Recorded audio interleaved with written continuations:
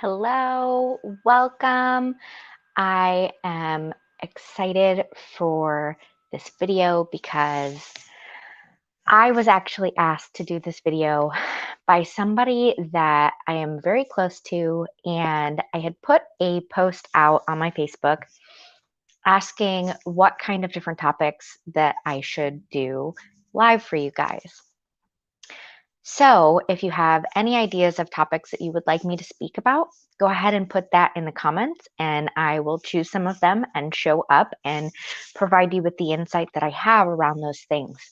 So tonight is all about what are auras and why they are important for us. And so I'm sure you've heard the term aura. A lot of us are familiar with the concept, at least, but many of us don't actually know the depths of what an aura actually is and what it consists of, how it's made, how it changes, and how it can actually impact us and those around us.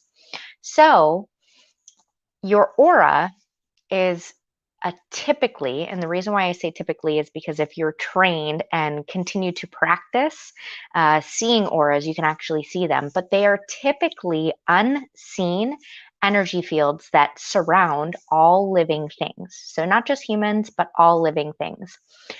We often actually feel auras when we come into presence of other individuals, as well as when we go out in nature and go around other things that have auras as well. Believe it or not, your aura actually has 7 different layers. So I'll go over the different layers, but think about it as if it's like an onion and you're peeling back the layers. So when we talk about the 7 layers, the layer that's closest to us, which is our physical plane right here, and it's actually called your physical plane aura. This is our etheric body, and this is, again, the closest field, closest layer to our physical selves. The next one out is the emotional aura, which obviously is going to be impacted around our emotions as well as can influence and impact others' emotions.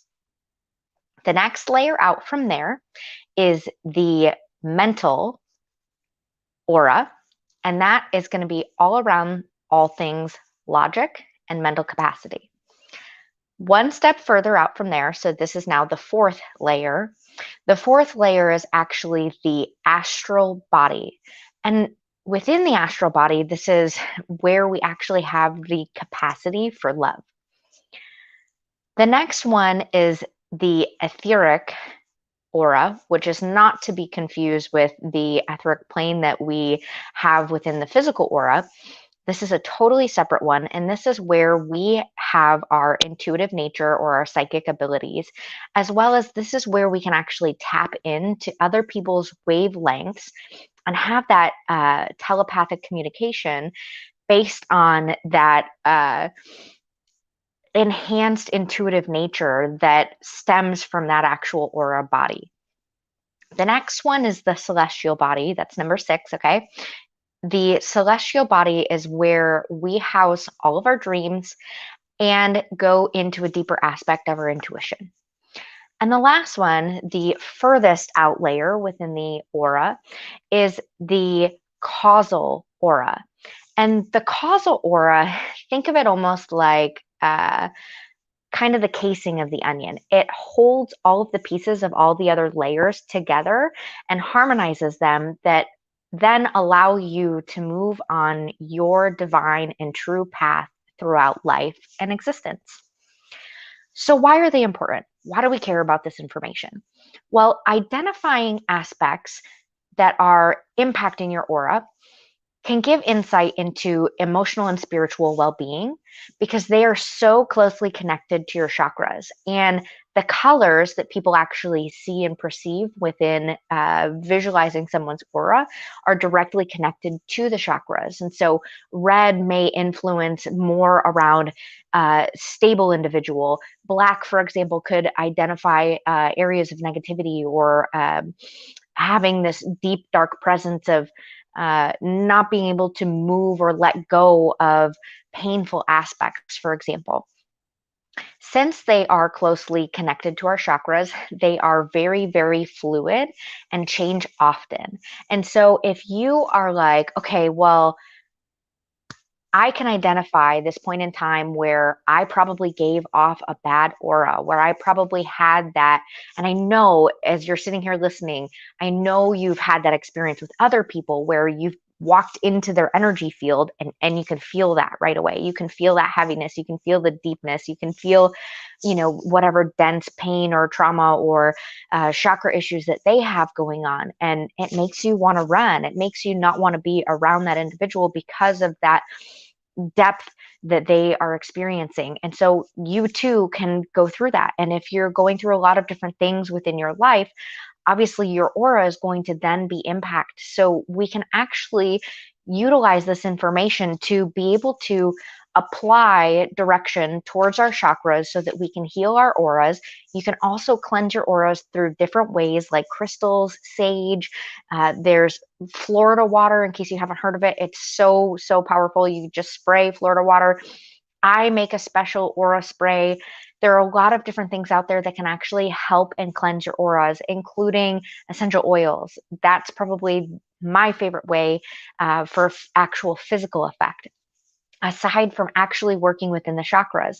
And if you're not familiar with the chakras, I've done a bunch of different videos around the chakras. So go back within the library, within my videos, and go and see some of the information around the chakras, because your chakras are interchangeable between your aura. So your aura will impact your chakras will impact your aura, and vice versa. And of course, since our auras are energy fields, when we come into play with other people's energy fields, that can rub off on us.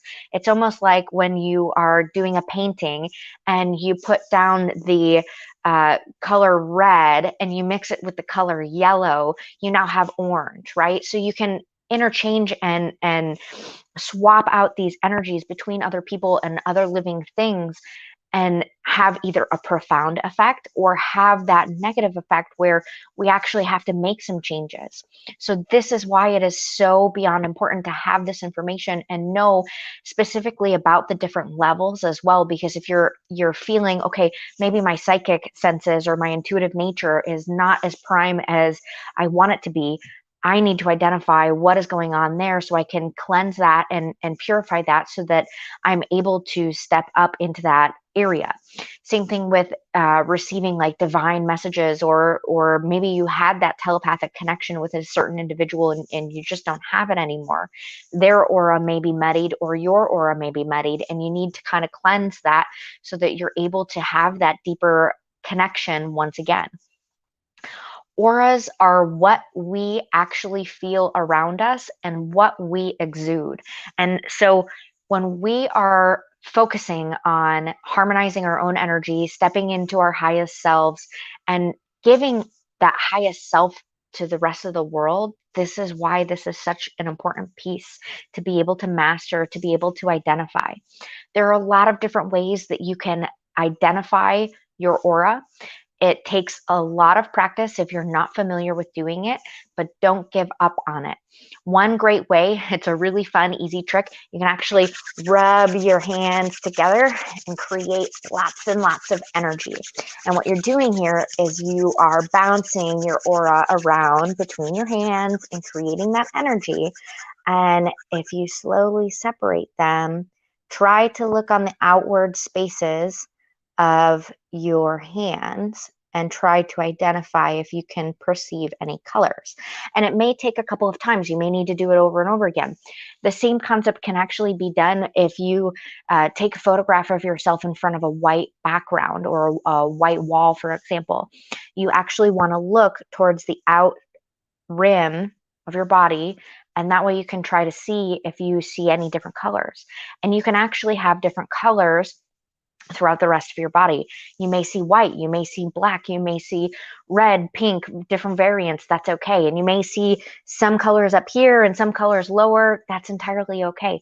Auras are very, very fluid. And so if you're seeing a lot of different things, that's perfectly normal. And if you're struggling trying to see it and identify, let me know. Let's connect. And I would be happy to help you be able to do that for yourself. Or I can actually do a session for you where I do an aura scan and identify your aura for yourself. Thank you very much. I hope that this had helped. And I hope that if you are listening to this video or watching this video and you're someone who is deep within their spiritual path, I hope you feel the power and the importance that comes from identifying your aura and why we need to be able to cleanse it regularly so we can show up in a better fashion for other people around us as well. It's not just about you, it's also about the people surrounding you.